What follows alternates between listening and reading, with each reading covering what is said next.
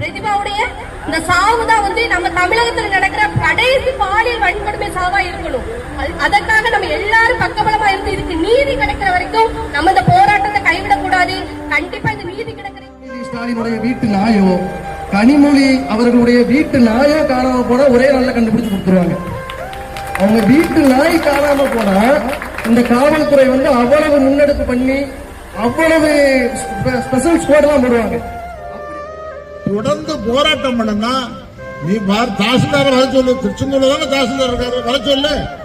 அவருக்கு அந்த தலைமுறை சொல்லியா வர சொல்லுங்க. கைது செய்வது மட்டுமல்ல, எந்தவித மறு பரிசீலனையும் இல்லாது தூக்கு தண்டனை விதிக்க வேண்டும் என்று கோருகிறோம். அதுவும் உயிரை பணைய வைத்து செய்யக்கூடிய போராட்டம் தான் என்பதை அரசுக்கு நாங்கள் எச்சரிக்கையாக தெரியப்படுத்திக் கொள்கிறோம்.